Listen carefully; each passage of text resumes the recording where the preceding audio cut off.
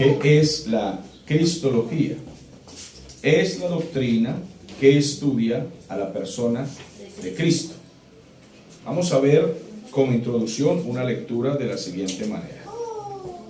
La revelación que Dios ha dado de sí mismo a través de su verbo, el cual se hizo carne, semejante a los hombres, y vino a la tierra en la historia y nos dio a conocer al Padre. El propósito de Dios es reunir todas las cosas en Cristo, reconciliar en Él y por Él, o reconciliar a los pecadores en Él y por Él. Jesucristo es pues el fundamento puesto por Dios y nadie puede poner otro. ¿Otro qué? Otro fundamento. En el primer capítulo tenemos la relación entre la antropología y la cristología. Hay una relación muy estrecha entre la doctrina del hombre, que es antropología. ¿Qué es la antropología? La doctrina del hombre. La doctrina del hombre. ¿Y qué es la cristología? La doctrina de Cristo. La doctrina de Cristo, ¿sí ven? Pero hay una relación estrecha entre la antropología y la cristología. ¿Por qué? Porque la antropología se ocupa del hombre, de estudiar el hombre, que fue creado a imagen de Dios, que el hombre cayó, que fue dotado de verdadero conocimiento, pero quedó despojado de su verdadera humanidad y quedó transformado en un pecador a causa de su voluntaria transgresión de la ley de Dios. Aún así, esto señala al hombre como una criatura de Dios sumamente privilegiada. ¿Sí lo creen? Llevando todavía algunos rasgos de su gloria original. Obviamente, no hemos perdido esos rasgos. Pero ahora somos criatura que hemos perdido el derecho a la primogenitura voluntariamente, porque el ser humano ha caído.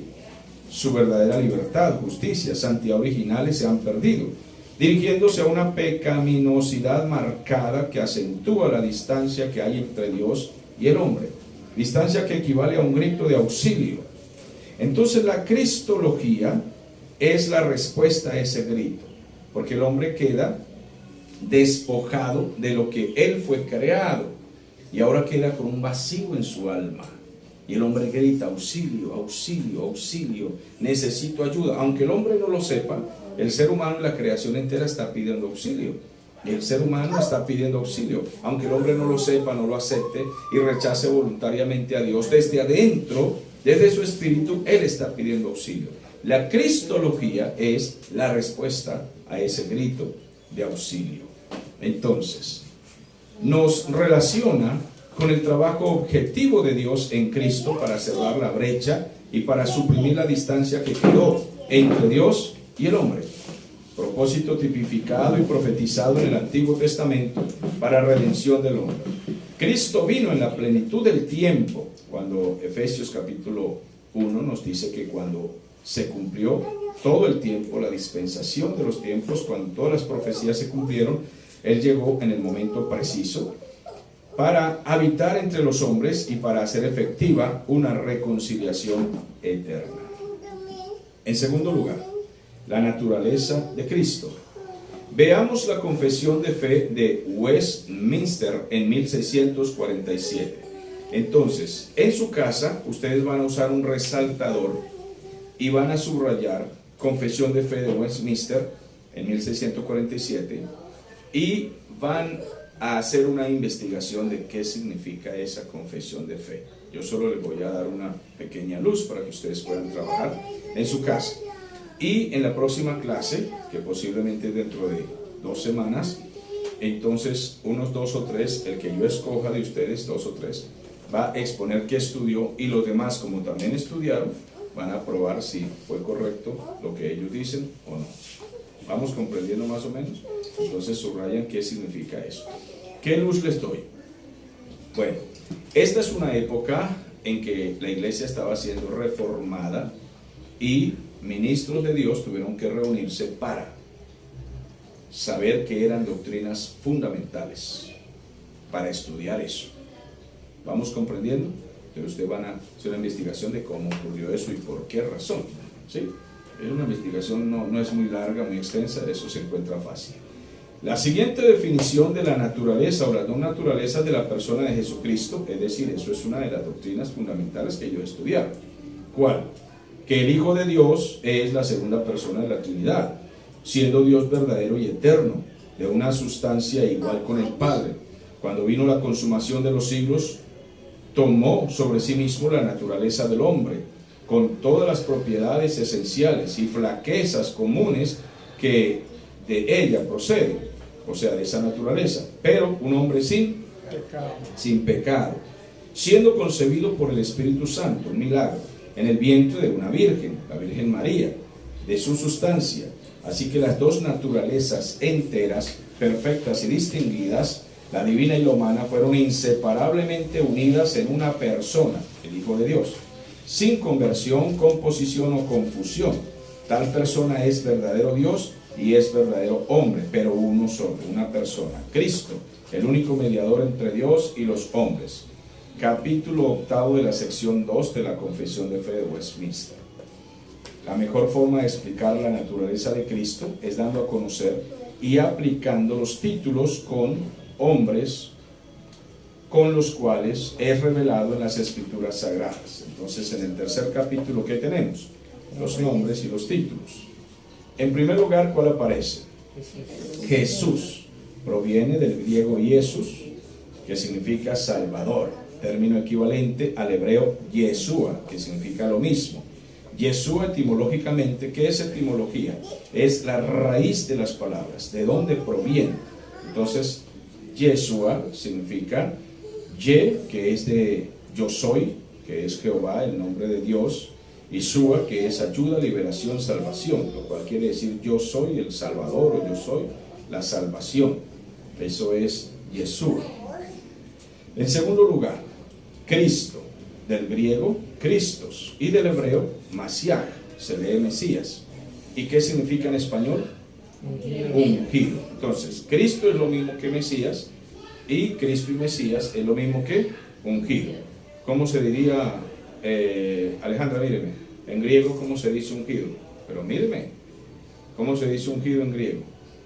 Cristos. Eso es correcto. ¿Cómo se dice en hebreo, Michael? No sé. Mesías. Mesías. Lo acaban de leer. Mashiach. ¿Ok? Mashiach. ¿Listo? Ahí está. Eso es para que aprendan. Es lo mismo. ¿Ok? Cristo, Mesías, ungido. Cristo, griego. Mesías, hebreo.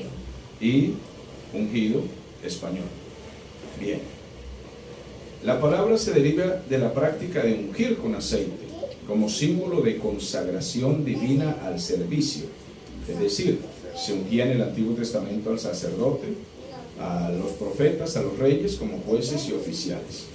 En tercer lugar, otro título, Hijo del Hombre. Esto es la humanidad de Cristo. Resalta su estado de debilidad, en que entonces se encontraba identificado con los hombres. Esto denota relación o participación en la naturaleza y cualidades humanas. Cristo estaba sujeto a las fragilidades humanas. Este título demarca exclusividad, el Hijo del Hombre, y no simplemente un hijo de hombre en sentido común, sino un título, el Hijo del Hombre. Eso es un título, no el hijo de un hombre o un hijo de hombre o un hijo de un hombre, sino el Hijo del Hombre. Ese es un título que lleva Cristo. Este título, esta parte quedó un poquito mal escrita y no sé por qué en mi revisión como que no lo corregí. Entonces pasemos a la siguiente párrafo. El Hijo de Dios se hizo Hijo del Hombre, para que los hijos de los hombres fuéramos hechos hijos de Dios. Lea por favor ese versículo, alguien voluntario, Juan 1:12.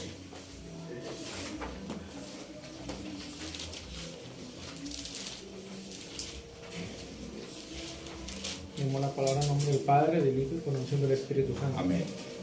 Pero a todos los que le recibieron, a los que creen en su nombre, les dio potestad de ser hechos hijos de Dios. Perfecto. En cuarto lugar, el Hijo de Dios. Esto denota su deidad. ¿Qué es deidad? Divinidad. ¿Qué es divinidad? Dios.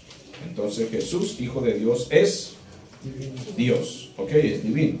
Este título proclama la deidad de Cristo, salido de Dios, nacido de Dios. A Jesús jamás se le llama un hijo de Dios, sino ¿cómo es el título? El El Hijo de Dios porque es el único, el unigénito, el único en su naturaleza. Porque nosotros somos hijos de Dios adoptivos. Él es el Hijo unigénito divino. Dios no tiene otro Hijo divino sino solamente Cristo. Por excelencia en un sentido especial y único, como dice Juan 3:16 y Mateo 3:17. Vamos los voluntarios. Juan 3:16 se lo saben de memoria, entonces Alejandra busque Mateo 3:17.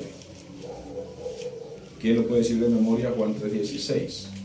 Porque de tal manera amó Dios al mundo que ha dado su Hijo unigénito para que todo aquel que en él crea no se pierda, mas tenga vida eterna. Perfecto.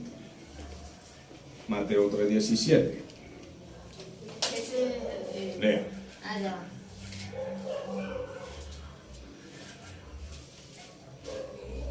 Y hubo una voz de los cielos que decía: este es mi Hijo amado en quien tengo complacencia. ¿Quién habló allí? Dios. Padre. En este sentido también es llamado Dios, como dice Juan 1, del 1 al 14, eso lo vamos a estudiar hoy. Por tanto, pasemos a Filipenses 2:6.